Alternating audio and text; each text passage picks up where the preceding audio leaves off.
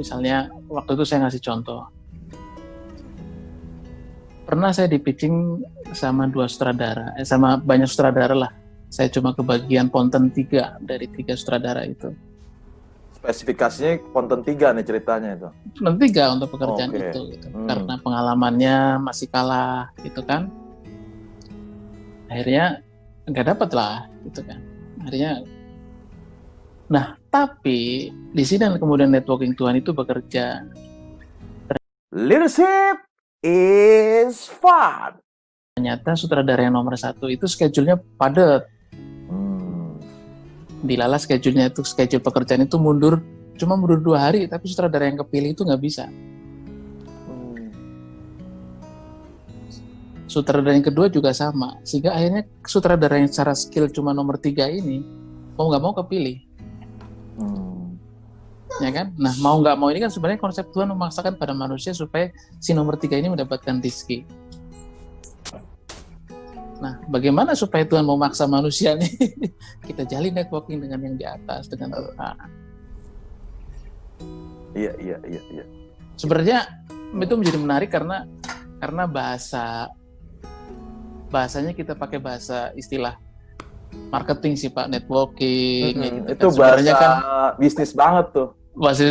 Sebenarnya kan kalau dalam agama saya itu namanya hablum minallah, gitu kan. Cuma kalau saya menggunakan bahasa hablum minallah kan kesannya saya ustadz banget. Anda juga mungkin nggak akan baca gitu kan. Ya kan? Iya. Networking kepada manusia, networking kepada yang di atas. Hablum minanas dan hablum minallah. Cuma karena kata-katanya saya ganti menjadi networking, banyak orang yang relate. Betul. Iya kan? Iya. Menjadi lintas agama itu. Iya. Menjadi kok saya lupa ya menjalin networking dengan Tuhan gitu. Iya. Itu bagi saya tuh asumsinya tiba-tiba mungkin secara bisnis tiba-tiba langsung ke spiritual tuh Pak. Spiritual. Iya. Ya kan? Itu salah satu laku spiritual yang sepi ritual. Sepi gitu. Tahu kan spiritual, jadi nggak banyak ritual gitu. Sepi, nggak banyak ritual, tapi semedi aja tuh, sepi. Ya, itu termasuk keren tuh Pak. Ada saya pernah nulis tentang callingan gitu kan. Waalaikumsalam. Kita nih sutradara nih kalau dapat callingan dari produser nih, wah langsung buru-buru diangkat. Kalau perlu, kalau miss call panggil balik nih. Iya. Responnya cepat kan? Cepat, tapi giliran Tuhan yang calling, Allahu Akbar, entar aja deh. Itu nampar banget tuh terus aja. Nah, soalnya saya juga terapin. Jadi saya juga coba menerapkan, coba deh saya indahkan dulu, saya nomor satukan dulu panggilan Tuhan gitu. Pernah saya lagi meeting gitu dengan bule gitu. Begitu azan Jumat, saya pamit tuh, saya tinggalin tuh. Padahal tuh bule itu biasanya orangnya strict banget tuh Pak. Tapi saya pasrah aja lah.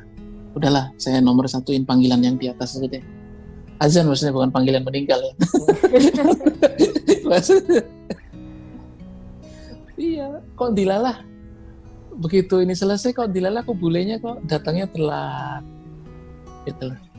Harusnya datang jam 12, pas saya Jumatan kok datangnya jam 1 gitu kan. Dan saya percaya itu bukan sesuatu yang kebetulan gitu.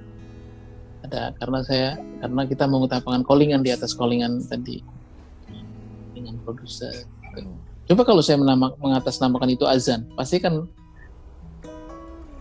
hanya orang Islam aja mungkin yang relate itu, dan tapi ketika itu menjadi callingan, wah. Padahal maknanya sama, panggil juga. Itulah namanya the art of craftsmanship Pak. Itu jadi craftsmanship itu bisa mempunyai rasa yang berbeda hanya gara-gara kita mengganti diksi, mengganti istilah, gitu kan. Ketika kita bicara al-minallah, menjalin hubungan dengan Tuhan, kita ganti dengan istilah networking, wah rasanya banyak orang yang relate dengan networking kita semua. Nah, Baca tulisan yang domino efek nggak? Domino efek. Oh, belum. Kalau domino efek belum. Nah, nanti baca deh. Itu juga sama sebenarnya, peristiwa spiritual, hanya bahasanya dikemas dengan bahasa marketing gitu aja. Oke, oh gitu. Nah, yang menarik berarti kalau dari tulisan-tulisan itu kan sepertinya Bapak menginformasikan nilai-nilai yang bermakna tuh, Pak. Nah, kalau kita dalam tema mewujudkan nilai-nilai itu, apa sih yang membuat Bapak tuh ada motivasi untuk menulis itu? Kira-kira kenapa tuh, Pak? Gini, kenapa saya menuliskannya ya? Pertama saya jawab itu dulu. Saya punya teman yang tidak berbakat menulis, Pak. Punya teman yang tidak berbakat menulis, tapi dia menulis buku dan dia terbitin sendiri.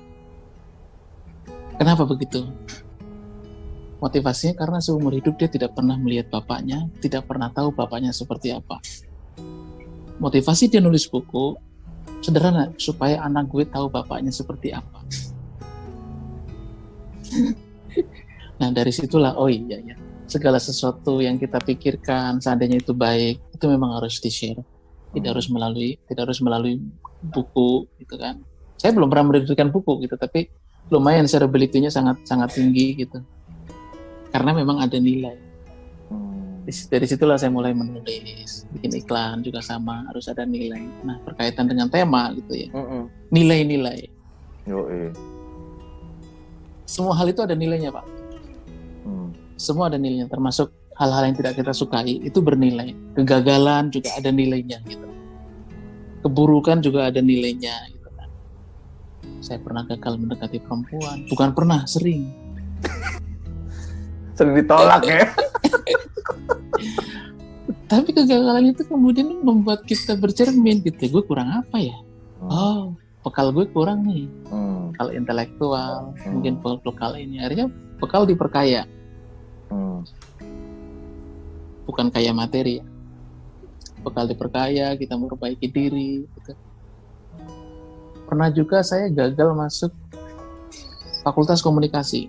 Bercita-cita masuk fakultas komunikasi itu udah saya persiapkan 3 tahun sebelum UMPTN, Pak. Oh iya? Latihan soal terus gitu maksudnya? Latihan soal terus. Pilihnya UGM. Tidak masuk. Jadi apa coba Pak selama setahun? Jadi tukang ketik, Pak. Tukang ketik skripsi itu, Pak. Di Jalan Gejayan itu, Pak. Ngetik cetak, cetak. Oh iya? Gagal. Tapi ternyata yang saya ketikin itu skripsi mahasiswanya Fakultas Ilmu Komunikasi semua, Pak. Jadi kalau mahasiswa yang bersangkutan dia cuma mempelajari 1 skripsi, saya mempelajari 6 skripsi, Pak, bayangin. Cerdas itu. ngetik 6 skripsi, bayangin. Tidak tahu bahwa mengetik itu adalah proses belajar. Begitu 1 tahun saya ngetik skripsi itu, ada 6 skripsi itu. Sebelum masuk komunikasi saya udah tahu, ada teori-teori tentang marketing, tentang SWOT, segala macam saya paham betul. Ini buat apa saya masuk komunikasi?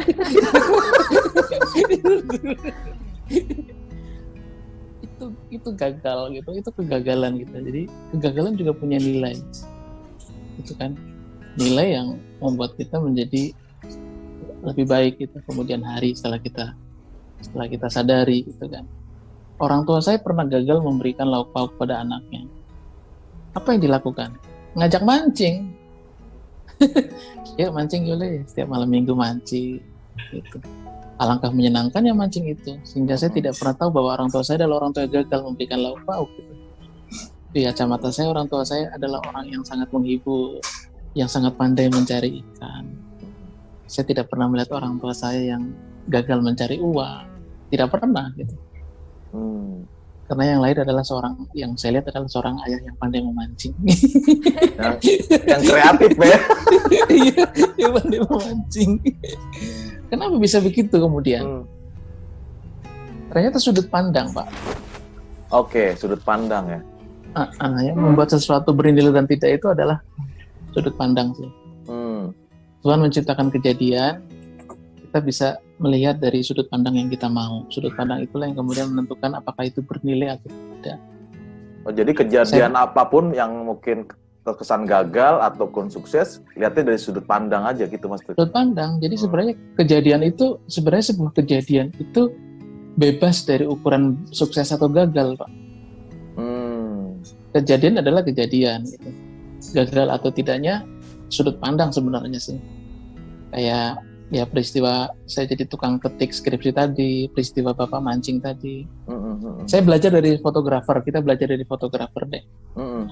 Fotografer itu kan bermainnya sudut pandang, Pak. Oke. Dia jago memilih satu sudut pandang sehingga objek yang biasa aja buat kita, karena sudut pandangnya benar, jadi kelihatan bagus. Iya. Kita main ke pantai nih, ke pantainya indah sekali.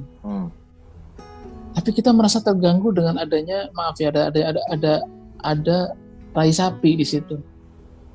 Yang kita pikirin tai sapi terus nih, buset nih di tempat indah bagus begini, kok ada tai sapi. Itu kan sudut pandang. Udah jauh-jauh ke Bali ada tai sapi. Iya. Iya benar. Jadi kalau Bapak ke Lombok tuh ada satu bukit yang indah banget namanya Tanjung An. Itu indah banget, Pak. Itu ada ribuan bintang, bukit bawahnya langsung laut yang biru. Tapi di situ banyak kotoran sapi. Di situ banyak kotoran sapi. Fotografer nggak akan motret kotoran sapi tuh pasti. Iya. Iya. Ya kan? Berarti dia artinya kemampuan dalam melihat suatu angle atau sudut pandang dalam hidup ya, Pak. Termasuk kata gitu. Iya. Tapi sebaliknya kan ketika dia dibutuhkan keterampilan, Pak, atau memang sudah dari lahir memang jago sudut pandangnya, udah tahu itu, Pak. Menurut Bapak gimana? Ya memang latihan sih. Latihan untuk ngulik sudut pandang gitu. Ibaratnya kalau kita jadi fotografer, kita dikirim ke Bantar Gebang, apa indahnya coba? Kita sulit mencari satu keindahan kan di sana, kemana-mana sampah gitu. Tapi tiba-tiba di pojok ada seorang pemulung gitu, anak pemulung gitu. Kita ngeliat lagi belajar tuh di situ. Kita menemukan satu keindahan kan, kita menemukan satu paradoks. Nah itu kan kemudian pemandangan sampah itu menjadi pemandangan yang punya keindahan. Nah itu seperti halnya fotografer, sudut pandang seperti itu juga harus kita asah. Belajar melihat satu kejadian dari beragam sudut pandang.